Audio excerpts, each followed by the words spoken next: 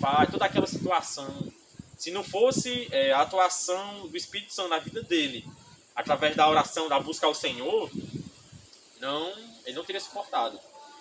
E no Antigo Testamento, o Espírito Santo ele se manifestava, dava aquela profecia e se ausentava, né? Porque era uma manifestação.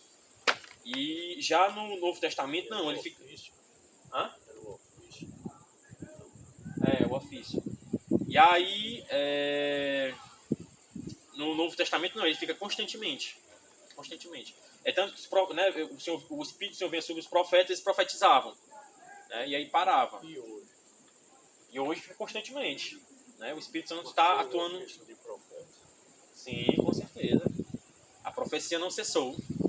Tem até uma doutrina, né, que fala o cessacionismo, que fala que cessaram os dons espirituais, né? E não, os dons espirituais continuam. O problema é talvez o entendimento que muitos têm tido da palavra do Senhor. Né? Por exemplo, os adventistas, eles não acreditam em línguas estranhas. Né? Eu já vi até aquele pastor, eu não me lembro agora o nome dele, eu me lembro do rosto dele, uma vez falando no YouTube, dizendo que ele acreditava sim que o Espírito Santo batizava com outra língua. Por exemplo, eu sou um brasileiro, aí Deus quer me usar para uma italiana, aí ele me faz falar italiano. Ou então eu tô na Alemanha e Deus quer me usar para um alemão, aí ele me faz falar com alemão. Mas ele não acredita no dom de línguas angelicais, né? Que nem o pastor estava falando aqui, nem então entendemos. Né? E assim, humanamente falando, né? A não ser que o Senhor deu o dom também de interpretação de línguas. Mas você vê que não é um dom assim de idiomas terrenos. Porque o idioma terreno você às vezes tem uma noção. Você escuta um filme, uma música, né? Aí você, quando vê assim, a semelhança, você diz, não, é tal idioma. Mas você vê que tem coisas que não é. É um idioma angelical, só que eles não acreditam nisso. Né? E outros não acreditam nos dons, por diversas razões, né? Que eles criam na mente deles, ou através da que a gente chama exegese, né? Não é aquilo que a Bíblia diz, é aquilo que eu acredito que ela diz, né? Isso é o perigo, porque a gente tem que buscar a exegese, o sentido do texto tal qual ele é, e não uma exegese, dizer o que eu quero que seja dito. É por isso que surgem muitas seitas e heresias, o romanismo, o adventismo que já foi dito, as testemunhas de Jeová, o mormonismo. Porque esses homens, muitas vezes, na grande maioria, eles só querem o poder e o status. Então eles criam as doutrinas dele. Né? E quem se submeter, quem não, tchau, pode ir. Né? Então, e às vezes, até como o senhor disse, né? Lá em Romanos, se você não quer me seguir, então Deus acaba entregando a pessoa um sentimento perverso. Então permite até que a pessoa seja enganada. Né? Os demônios podem enganar, como Saul, por exemplo. Ele era rebelde, não obedecia ao Senhor, e aí o Senhor parou de falar com ele. Não falava de jeito nenhum. Aí ele, desesperado, né, porque sem a presença do Senhor, desesperado, como lá no livro de 1 Samuel, fala essa questão que o Espírito do Senhor se retirou de Saul, porque ele não obedecia. Você vê a atuação do Espírito Santo. E ali ele se retirou de Saul e Saul ficou perturbado, né? E viu um espírito mal da parte do Senhor. Então era preciso que Davi viesse, tocasse a harpa, porque ali, enquanto Davi estava tocando a harpa, ele estava adorando a Deus. Então a presença de Deus, do Espírito Santo, vinha ali. A presença de Deus, né? A pessoa do Espírito. E aí se fazia presente, e aquela força maligna que estava em Saul se retirava. Porque a luz não suporta... as trevas não suportam a luz. Então, na mesma hora que Davi começava a louvar a Deus, a adorar o Senhor com a harpa, né, com os louvores, aí na mesma hora o mal era desfeito. Mas sempre voltava. Né? Quando Davi estava longe, Davi não estava tocando, então vinha o espírito mal. E aí Saul, chegou um tempo que até antes da última guerra, né, que foi a guerra onde ele morreu, na verdade ele se matou, ele foi buscar uma meduim, que hoje em dia seria algo semelhante a um espírita, né? Porque ele queria consultar o espírito de Samuel para saber o que deveria fazer. E ali, um engano, porque a gente sabe que uma vez que a pessoa morre, segue-se o juízo, ela não volta para cá. Né? A não ser no caso de ressurreição, como de Lázaro, por exemplo. Mas da pessoa voltar assim, de ser consultada, não. Né? Se não for uma questão de ressurreição, como Lázaro, e até mesmo um determinado homem que acho que caiu no túmulo do profeta Elias, né? Tinham os ossos dele lá, o homem caiu morto, né? E aí, Eliseu, quer dizer, Elias foi arrebatado. Eliseu, aí quando ele caiu lá, ele voltou à vida. Aí, por que foi que esse homem que caiu, jogaram, né? Jogaram essa pessoa morta na cova de Eliseu e ela voltou à vida. Por quê? Os irmãos sabem essa? Por que jogaram um homem morto no túmulo do profeta Eliseu e ele ressuscitou? E aí? O profeta Eliseu, como ele mesmo pediu, né? Eu quero porção dobrada do teu espírito. E o Senhor concedeu. E era um homem que vivia na presença de Deus constantemente. Então aqueles ossos não eram ossos comuns. Eram ossos de um homem verdadeiramente temente a Deus. E que vivia uma intimidade com Deus. Então a presença de Deus era tão forte naquele homem, inclusive nos seus ossos, que quando aquele outro homem caiu morto, ele voltou à vida. Devido ao poder do Senhor ali naqueles ossos. Eu me lembro até agora de uma... Não me lembro se foi um pastor dizendo, não me lembro quem foi que disse. Eu acho que foi até alguém que disse uma vez, essa história. Que tinha... Ou foi o pastor Luciano Subirá, não me lembro. Tinha um determinado macumbeiro e ele queria fazer um trabalho lá, né? Não sei se era para matar alguém, alguma coisa do tipo. E aí ele foi pegar uns ossos, né? No cemitério, ele negociou uns ossos no cemitério. E aí trouxeram os ossos, né? Quando trouxeram os ossos, o demônio a qual ele servia disse assim: esses ossos aí não. Aí ele, por que não? Aí ficou lá contendendo. Aí ele foi buscar saber de quem eram aqueles ossos. Aí os ossos eram de uma mulher de um pastor. Ou seja, até depois da morte, o Senhor está cuidando daquilo que pertence aos seus servos. Os ossos. E não foi permitido que ele usasse aqueles ossos para fazer aquilo. Então o que eu quero falar é essa questão da densidade. E nós vivemos uma intimidade, né? Se buscarmos viver uma intimidade tão grande com o Senhor, até nos ossos vai ficar o poder do Senhor, né? A graça, a unção dele. E aí Moisés, né? Sim, para a gente terminar a questão de Saul. Aí ele foi consultar a Meduim e ali apresentou uma figura como se fosse o profeta Samuel, né? Só que a gente sabe que ali era um demônio. Talvez na semelhança de Samuel. E ali o Senhor fez com que aquele demônio falasse a coisa certa, que ele iria morrer na guerra e os filhos dele, né? E realmente aconteceu. Porque quando Deus quer, ele usa até Satanás. Quando ele quer. Então naquela guerra Saul foi e ele viu os filhos dele sendo mortos diante dele, né? Jonatas e os outros. E teve uma hora que ele teve tanto medo e ele não queria ser morto pelo inimigo. Então ele pegou a espada dele e se jogou sobre a espada. E morreu ali. E o pajem de armas dele também. E aí nós vamos lá para Moisés. Eu estava até me lembrando, o senhor falou comigo uma vez, né? Eu estava ainda trabalhando na repartição pública. E aí naquele dia eu tinha trabalhado, creio eu, não sei se foi das 7 da manhã ou foi das 8 da manhã até as 7 da noite. Para adiantar uma série de serviços que tinham, né?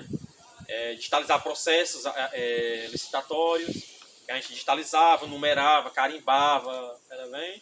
Tinha uns portais que você tinha que divulgar, tinha uns prazos, porque assim, ó, um exemplo, né? Vai ser feito qualquer construção aqui, por exemplo, uma praça, qualquer coisa no município. Aí tem todo um procedimento legal a ser seguido. Se tiver qualquer irregularidade, dá problema. E tem uns prazos nos portais, né? Que é o Tribunal de Contas do Estado. Se não for postado naquele dia, o município paga uma multa, né, de tantos mil. Então, aí a gente estava adiantando o serviço. E aí, eu me lembro que naquele dia eu cheguei em casa esgotado. Aí eu fui pro meu quarto, fechei o quarto e acho que me ajoelhei, né, e disse, Deus me mata que eu não aguento mais. Tô tão cansado que eu não aguento mais. Aí eu escutei a voz do Senhor falando comigo assim, vai ler Moisés, quando ele se sobrecarregou. Né? Porque aqui eu me refiro ao Êxodo 18, se eu bem me lembro. Que Moisés, quando ele saiu do Egito com o povo, né, e em determinado tempo eles ficaram acampados em um determinado lugar, então ele julgava todas as demandas judiciais. E era aproximadamente 3 milhões de pessoas. Você sabe o que é um homem julgar causas de 3 milhões de pessoas? Né? Então era ele sozinho. A pessoa chegava lá e ele consultava a Deus sobre a causa, né? Se fosse uma coisa que já tivesse na palavra, descrita, ele já aplicava ali. E se fosse alguma questão mais complexa, né, ou segundo a direção do Senhor, ele orava e dizia, Senhor, tem essa situação, o que deve ser feito? Aí o Senhor dizia assim, tal, né? E o Senhor dava orientação. Só que a palavra diz que Moisés começava de manhã e até umas horas da noite. Até umas horas da tarde, provavelmente. Então, ele estava sobrecarregado, ele não aguentava mais. E aí Jetro volta vem deixar Zípora e os 2 filhos dele. E aí Jetro vê a situação, né, que tanto ele estava sobrecarregado e ele estava afligindo o povo. Porque como ele era um homem só e eram muitas demandas, demorava muito, e o povo ficava na fila e não chegava a vez, né? Ainda hoje é assim, e tem muitos juízes, né, no caso do judiciário brasileiro. E ele que era só um, né? E ali ele começou, aí Jetro foi e disse assim, não é bom o que tu faz. Tu fica sobrecarregando a ti mesmo e o povo. Mas escuta a minha voz e busca da parte de Deus homens sábios, entendidos, justos, que te ajudem a levar a carga do povo. Aí ele dá ouvidos a Jetro, ou Reuel, como algumas versões dizem, sobre o dele, né, de Moisés, de Midian, que acolheu ele quando ele vinha fugir do Egito. E ali, quando ele escutou a voz do seu sogro, buscou ao Senhor, aí o Senhor disse, vai para tal lugar, seleciona tantos homens, né, foi 70, e é dito que 2 não foram. E aí quando Moisés estava posicionado, não me lembro se era diante da tenda do tabernáculo, ou era da tenda da congregação, ficou posicionado, vieram os homens que tinham sido escolhidos, né? E o Senhor, é dito que o Senhor tirou o Espírito que havia sobre Moisés, né, o Espírito Santo, e repartiu com aqueles homens. E até os 2 que não foram, o Espírito Santo foi atrás deles até onde eles estavam. E Josué disse assim, repreendeu eles, porque, Senhor, eles estão profetizando. Aí Moisés disse, tem tu ciúme por mim? Há quem dera que todos fossem profetas. Né? E aí aqueles homens começaram a levar a carga com Moisés. Né? Foi distribuído o trabalho. E aí ele viu fluir a situação. E tudo isso é para falar da questão da atuação do Espírito Santo. Que ali o Espírito Santo foi retirado de Moisés, né? Pelo menos dá a entender isso, e foi repartido ali, né? Com aqueles homens. Porque até então era só em Moisés. E ali foi repartido com aqueles homens. 70 homens. E eu estava até falando ainda de Gideão, né? Também agora. Estava observando esses dias, estudando um pouco do livro de Juízes. E eu comecei a observar que Gideão, né, foi no direcionamento do Senhor, venceu os midianitas, e no meio do caminho ele passou por 2 cidades. E ele pediu ajuda àqueles homens, né, alimento e água para os homens que estavam com ele, né, e para ele.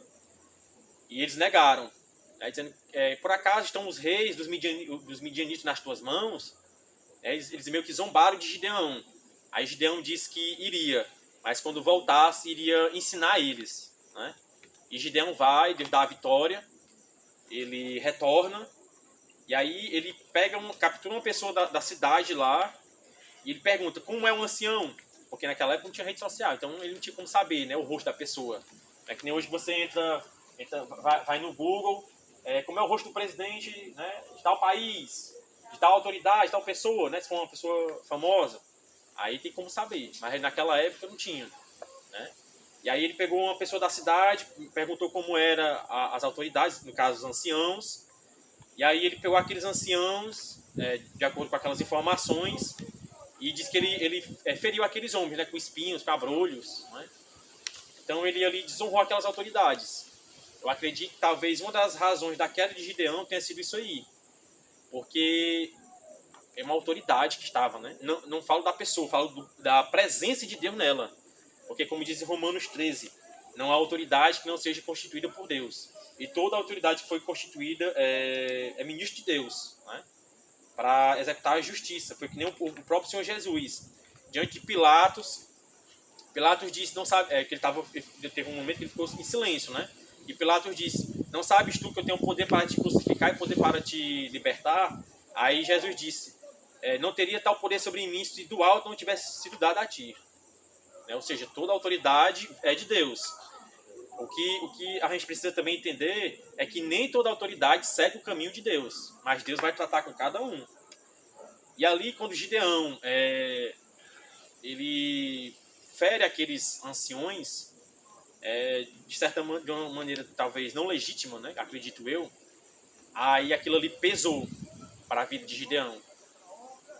E aí é dito lá que ele feriu, ensinou esses 77 anciãos. E lá na frente, um dos filhos dele, com uma prostituta, se eu bem me lembro, que é Abimeleque, ele vai e mata os 70 filhos de Gideão, porque Gideão teve muitas mulheres. Outra coisa que pesou também na vida espiritual dele. E ali, aquele filho Abimeleque, na ganância, né, para tomar o poder, ele matou os 70 filhos de Gideão. E só um fugiu, Jotão, que era o mais novo. E aí a palavra diz que ele foi e matou 70. Ou seja, Gideão feriu 77. E aí um dos filhos dele matou 70 filhos dele. Eu estou analisando isso aí. Mas eu acredito seriamente que foi uma brecha. Quando ele feriu aquelas autoridades, né, porque ele deveria ter perguntado a Deus. Era a tua vontade que eu faça tal coisa? Né? Porque quando era com os midianitas, ele estava sempre perguntando, né, fazendo prova de Deus. Mas naquela situação ele não fez. Né? E aí ele fez um éfode, desviou o povo. Né? Uma situação terrível. Vamos avançar agora aqui na lição, né? Propriamente dita. E a gente faz algumas considerações.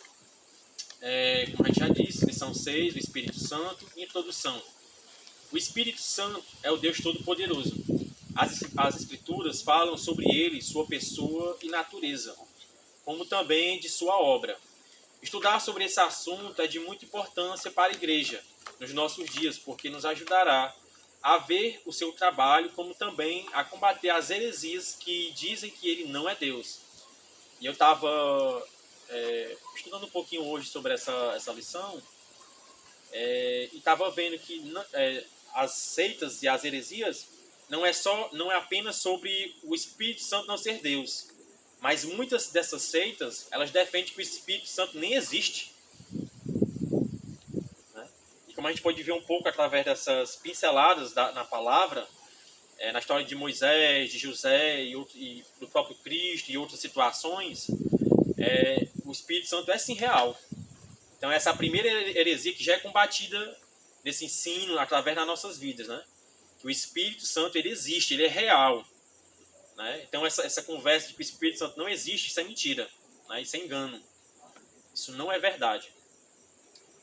Então a gente já fica com um primeiro ponto.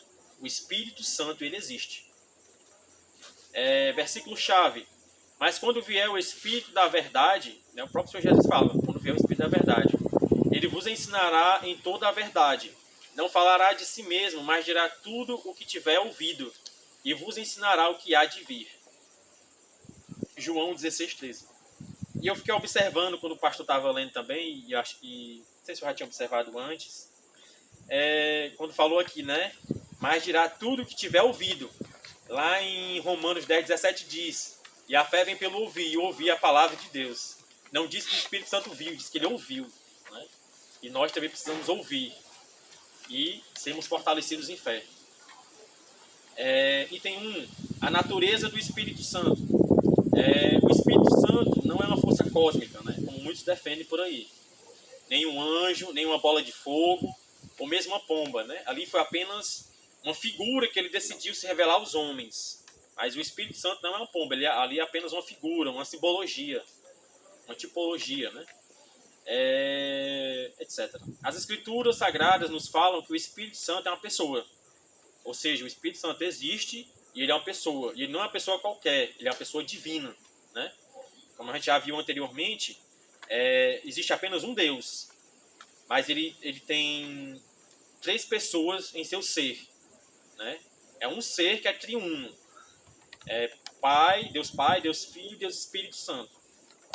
E outra coisa, no grego é pneuma, mas no hebraico é ruach. O nome é para designar o Espírito Santo. Ruach HaKodesh, que é Espírito Santo. Ruach HaKodesh. Né? Para a irmã Raquel, que disse que é difícil, né? Por exemplo, Ruach, né? Basta você dizer Ru-A-Shi. É que nem uma rua, por exemplo. Né? É como se estivesse falando para achar a rua. Ruach. Né? Assim, só para você entender. Ra. Pois é. Ruach. Tá entendendo? Ruach. Ra. Né? E Kodesh. Eu estava até pensando assim, por que não Kadosh? Né? Porque assim, eu já tinha visto anteriormente que quando fala em Kadosh, não seria talvez a terminologia mais correta. Porque Kadosh fala de algo que vai estar sendo santificado, vai ser santificado. E Kodesh é algo que é santo por natureza.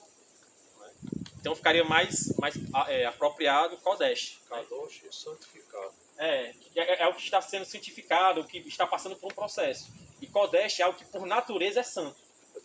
Pois é. Né? Seria um termo assim, talvez mais correto se empregar para o Senhor, né? Acredito eu, pelo menos. Então o Espírito Santo ele é real, ele é uma pessoa, e não uma pessoa qualquer, é a pessoa divina, né? Faz parte da Trindade. Outros também, né, até concordam que ele existe, mas que ele não faz parte da Trindade, são aceitas, né?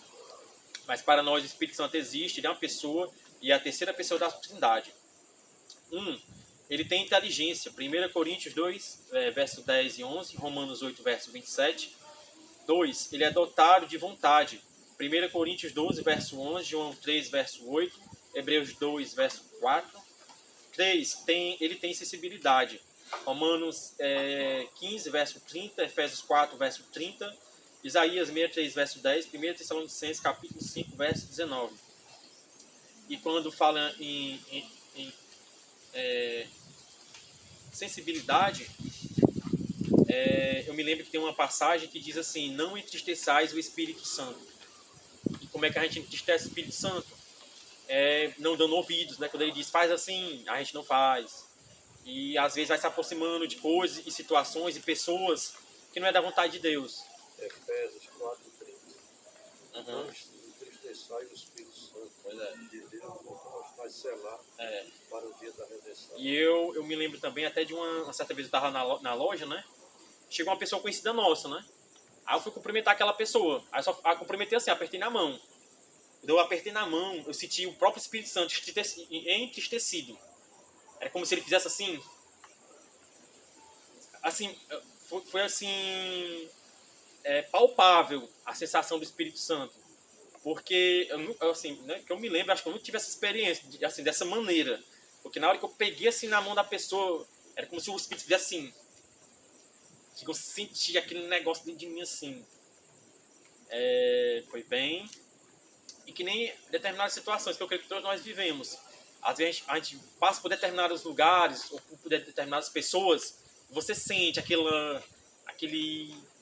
como é que eu posso dizer assim para expressar? Angústia. A angústia, a aflição, né? É como se fosse o Espírito ali dizendo, não, isso não, essa pessoa não, né? Pois é. E tinha outra situação, mas agora eu não estou me lembrando. 4. Ele intercede ou pede por nós.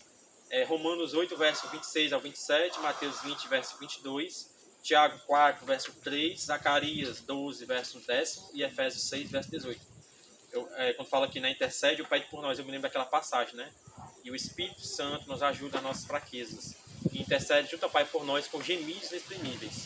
Né? E há quem diga que esses gemidos inexprimíveis também acontecem quando a gente fala em línguas, nem o pastor estava falando.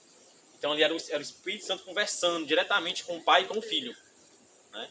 É uma linguagem assim, direta. Né? E é até importante às vezes a gente orar em línguas. Porque quando a gente fala, por exemplo, em português, Deus tem que descer ao nosso nível para conversar com a gente. E quando a gente fala em línguas, a gente sobe ao nível de Deus. Não estou aqui dizendo que a gente é igual a Deus ou mais que Deus. Estou dizendo assim, em termos de comunicação, né? Você fica num patamar assim, mais próximo, digamos assim, de Deus. 5. Ele ensina e lembra os crentes. João 14, verso 26. 1 João 2, verso 20 e 27. 6. Ele guia e conduz. Romanos 8, verso 14. Gálatas 5, verso 18. Eu estou aqui me lembrando de Ananias e Safira, né? Por que foi que Ananias e Safira morreram? Quando eles mentiram, né? Chegaram para Pedro. E aí, que eles tinham... Porque assim, naquela época, o que estava acontecendo? Muitos cristãos que se convertiam tinham condições. Então, o que é que eles faziam? Eles doavam. Eles compravam, tipo, tinham casa, aí eles pegavam, vendiam a casa e davam para a igreja, né? Porque eles tinham condições. Que nem Barnabé, que acompanhou Paulo, né, na viagem missionária. Ele é chamado filho da consolação. Barnabé significa isso, né? Porque ele tinha feito isso, né? Ele tinha um terreno muito valioso, ele vendeu e deu para a igreja. Aí Ananias e Safira, vendo Barnabé e outros fazendo isso, e a igreja, né, ficava alegre, feliz. Porque a igreja estava crescendo. E ali é dito que eles faziam muitas doações para viúvas. Tanto que diz que tem um momento que eles desprezam as viúvas judias. Porque a obra estava crescendo e algumas estavam sendo desprezadas. E eles levantam homens para cuidar disso. Para servir as mesas, como eles mesmos dizem, né? Para eles poderem se aplicar somente à palavra. E tipo assim, o Espírito Santo ele não cansa, mas o homem sim.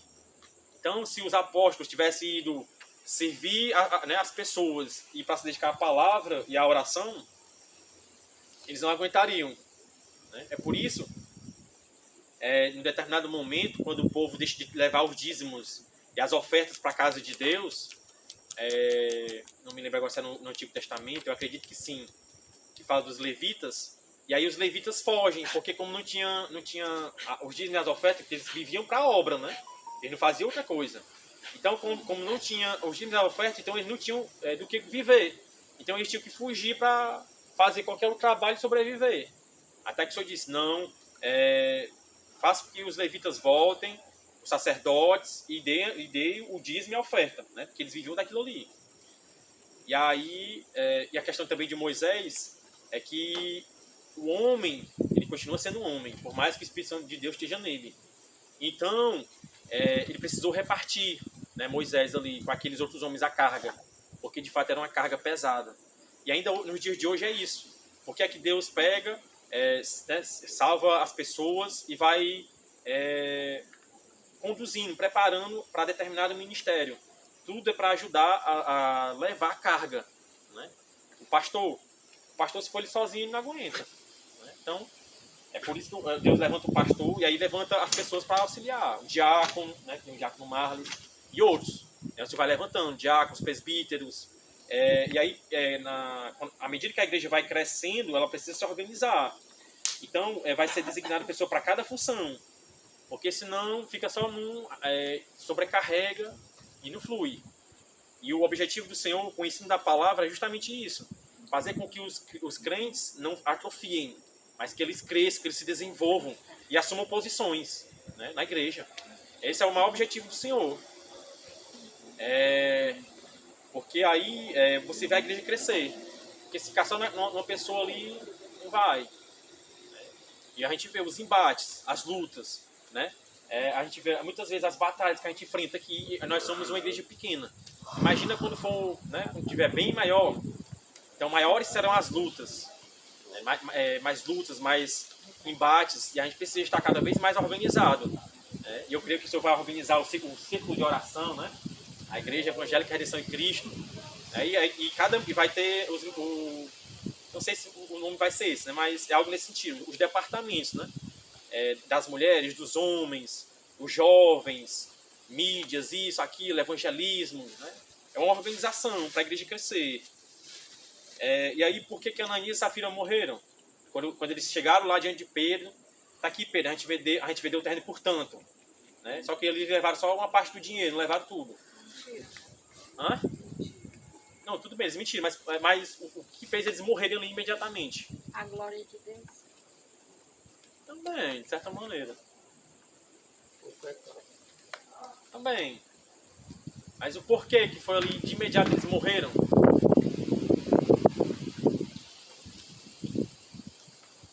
Eu acho que eu até falei já. É porque eu acho que os irmãos não lembram. Porque foi que Ananias e Safira morreram quando chegaram ali. O pecado não está em você e você dar uma parte da oferta para a igreja. O problema ali foi porque eles mentiram, né? Por exemplo, eles pegaram a casa, vamos supor que valesse 100 mil, aí levaram só 70 mil e disseram, não, a gente vendeu por isso aqui, né? E aí não, tinha sido 100 mil, eles levaram só 70, disseram que tinha sido pelos 70, né? E aí tudo que eles mentiram, como a gente bem sabe, no dia de Pentecostes, o Espírito Santo de Deus desceu. E desceu de maneira potente, que na primeira ministração de Pedro, 3.000 almas foram salvas. Então a presença de Deus, a glória de Deus estava tão densa naquele momento ali, que na hora que eles mentiram para Pedro, que o Espírito Santo de Deus estava em Pedro, que estava ali, que ele era o líder da igreja, na mesma hora eles caíram fulminados ali diante de Pedro. Porque não foi contra o homem que eles pecaram, foi contra Deus, né? O Espírito Santo estava em Pedro. Então eles caíram fulminados na mesma hora. Que nem a questão de Nadab e Abiú. Apresentaram fogo estranho. Mas por que foi que o fogo de Deus saiu e consumiu eles? Porque a presença de Deus estava muito densa ali no tabernáculo naquele momento. Então, na mesma hora, o juízo foi imediato. Aí, por que é que Eli, Hofni e Finéias era desvirtuando o povo dos caminhos do Senhor? Pegava um garfo, aí vinha um irmão para servir, né? Porque naquela época eles levavam, né, os sacrifícios de animais, né? Aí o que é que eles faziam? Pegavam um garfo e tiravam. O irmão na fila para ir oferecer a Deus, aí eles pegavam o garfo e tiravam para ir assar. Porque eles só podiam pegar depois que tivesse sido apresentado a Deus. Não tinha. E aí a ira de Deus cresceu contra eles. Só que eles não morreram imediatamente. Demorou um tempo. E por que disso? Porque tem um determinado versículo que diz que o Senhor falou com Samuel antes que a chama de Deus se apagasse. Ou seja, a presença de Deus ali estava muito pequena. Por isso que o juízo não foi imediato, foi postergado. Mas juízo adiado não é ausência de juízo. Ele virá, cedo ou tarde. Né? Essa é a diferença. Quando a presença está tão densa e quando não. E é por isso que eu digo que é um equívoco. Né? Muitos pregadores hoje dizem assim, hoje a glória de Deus vai descer aqui. Se a glória de Deus descesse realmente nessas igrejas que dizem isso, né? Ou aqui, em qualquer lugar, o Espírito Santo chegasse com essa presença tão forte, tão densa, tão potente, aonde houvesse um pecado escondido, a pessoa era fulminada na hora. Na hora. Tá entendendo? Na hora.